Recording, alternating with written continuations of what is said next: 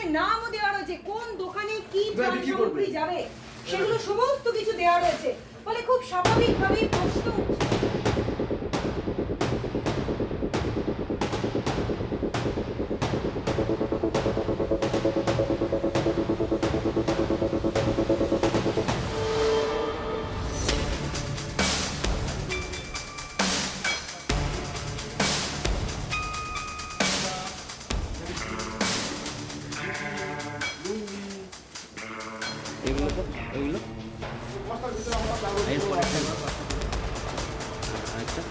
পলাশ নস্কর 2.5 লাখ টাকা সম্মেলনী পার্ক, ঠিক আছে।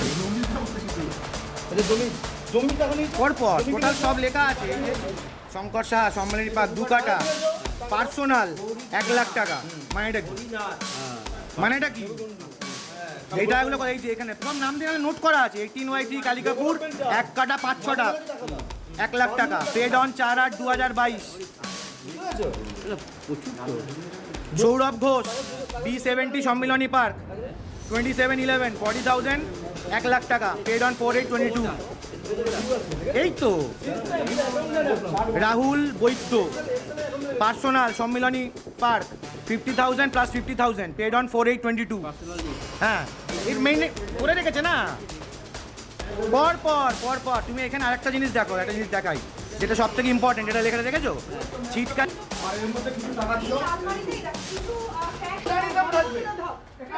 আর আলমারিটা আর এর মধ্যে কিছু টাকা ছিল আর আলমারি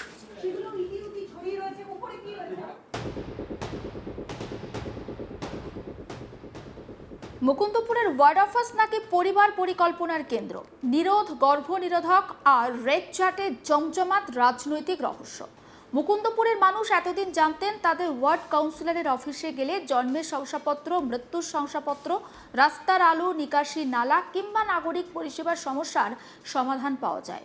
কিন্তু সময় বদলেছে, আধুনিক রাজনীতিও বদলেছে। এখন আর শুধু রাস্তা সারানো বা নর্দমা পরিষ্কার করাটাই যথেষ্ট নয়, জনসেবার সংজ্ঞা এখন অনেকটাই বিস্তৃত হয়েছে।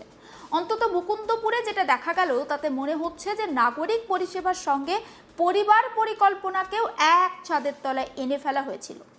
রাজ্যে রাজনৈতিক পালাবদলের পর যখন একের পর এক পুরনো ক্ষমতার দুর্গে জনরোষের ঢেউ আছড়ে পড়ছে, ঠিক তখনই কলকাতা পুরসভার 109 নম্বর ওয়ার্ডের কাউন্সিলর অনন্যা ব্যানার্জির মুকুন্দপুরের অফিসে ঢুকে স্থানীয়রা যেন একটা অভিনব আবিষ্কারের মুখোমুখি হলেন।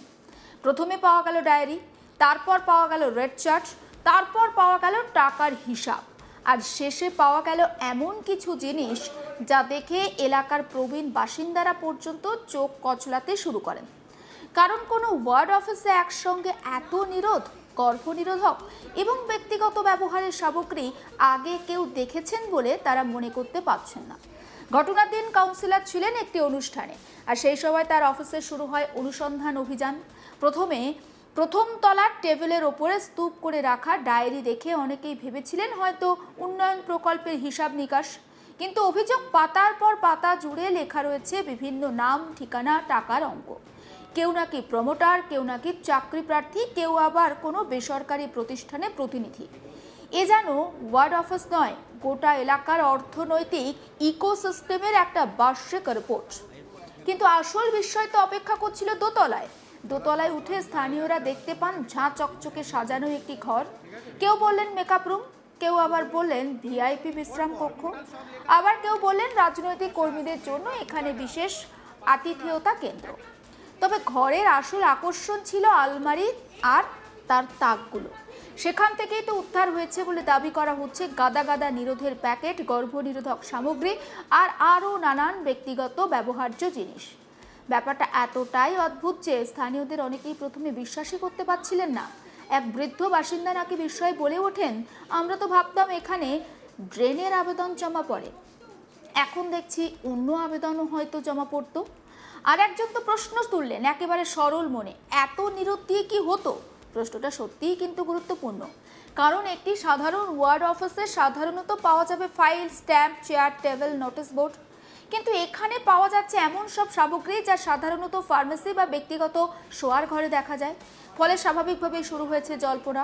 একে জনসংখ্যা নিয়ন্ত্রণের কোনো গোপন প্রকল্প ছিল, নাকি ওয়ার্ড অফিসকে ভুল করে কেউ স্বাস্থ্য দপ্তরের সাব সেন্টার ভেবে বসেছিলেন, নাকি রাজনৈতিক কর্মীদের জন্য বিশেষ সামাজিক সচেতনতা কর্মসূচি চালানো হতো এই অফিস থেকে? উত্তর অবশ্য কারোর কাছে জানা নেই, কিন্তু প্রশ্নের অভাব তো নেই। রাজনীতির ইতিহাসে বহু অফিস থেকে নগদ টাকা উদ্ধার হয়েছে, কোথাও সোনা পাওয়া গেছে, কোথাও বিদেশি মদ উদ্ধার হয়েছে, কোথাও আবার বিলাসবহুল আসবাবপত্র উদ্ধার হয়েছে। কিন্তু নিরোধকে কেন্দ্র করে এত বড় রাজনৈতিক বিতর্ক সম্ভবত বাংলার মানুষ এর আগে দেখেনি। সবথেকে মজার বিষয় কি জানেন? স্থানীয়দের অভিযোগ অনুযায়ী অফিসে ছিল মাইক্রোওয়েভ, ফ্রিজ, খাট এবং অন্যান্য বিলাসবহুল সরঞ্জাম। অর্থাৎ পুরো ব্যবস্থাটা যেন কোনো কর্পোরেট গেস্ট হাউসের মতো। প্রশ্ন উঠছে, নাগরিক পরিষেবার কাজে কি সত্যিই খাট, ফ্রিজ আর মেকআপ রুমের প্রয়োজন হয়? হয়তো আধুনিক রাজনীতিতে এটা একটা নতুন ট্রেন্ড। আগে নেতারা মাঠে সভা করতেন, এখন হয়তো ক্যামেরার সামনে আসার আগে মেকআপ রুমে প্রস্তুতি নেন। আগে ওয়ার্ড অফিসে ফাইল থাকতো, এখন হয়তো লাইফস্টাইল ম্যানেজমেন্টও থাকে। তবে নিরোধের উপস্থিতি সেই ব্যাখ্যাকেও ছাপিয়ে গেছে। কারণ সংখ্যাটা নিয়ে যত অভিযোগ উঠছে তাতে মনে হচ্ছে এটা কোনো ব্যক্তিগত ব্যবহারের বিষয় নয়। স্থানীয়দের বক্তব্য অনুযায়ী এত পরিমাণ সেখানে নিরোধ বেশি ছিল, সেটাই হচ্ছে সবথেকে বেশি কৌতুকের সৃষ্টি করেছে। রাজনৈতিক মহলে এখন মজা করে তো অনেকে বলছেন, এতদিন কাটমানি শব্দটা শোনা যেত, এবার হয়তো ফ্যামিলি প্ল্যানিং মডেল নিয়েও গবেষণা শুরু হবে। সোশ্যাল মিডিয়ায় ইতিমধ্যে নানান কৌতুক ঘুরে ফিরে বেড়াচ্ছে। কেউ লিখছেন ওয়ার্ড অফিসে উন্নয়নের পাশাপাশি জনসংখ্যা নিয়ন্ত্রণও চলতো, কেউ আবার লিখছেন এটাই সম্ভবত সমন্বিত প্রশাসনের একটা নতুন রূপ। তবে হাস্যরসের আড়ালে ঘটনাটা রাজনৈতিকভাবে অত্যন্ত অস্বস্তিকর। কারণ জনসাধারণের জন্য নির্ধারিত একটি অফিসে এই ধরনের সামগ্রী কেন থাকবে, সেই প্রশ্নের উত্তর এখনো পর্যন্ত মেলেনি। এবং এই বিষয়টা নিয়ে কিন্তু রীতিমতো একটা কৌতুক জন্ম নিয়েছে। একবার আপনাদেরকে শোনাই রাজ্যের বিধায়ক কুণাল ঘোষ, তিনি ঠিক কি বলছেন এই বিষয়ে। দেখুন, এ ব্যাপারে দুটো বিষয় আছে। কোনো এই ত্রাণ সামগ্রী বা এগুলি অনেক ক্ষেত্রে জনপ্রতিনিধিদের কাছে রাখতে হয়। সবসময় যে দুর্নীতি এটা বলা ঠিক নয়, কারণ আচমকা যখন কিছু দরকার হয় বা অতিরিক্ত যদি কখন কিছু এসে যায়, সেগুলোকে কোথাও রাখতেও হবে, এটা একটা সমস্যার ব্যাপার।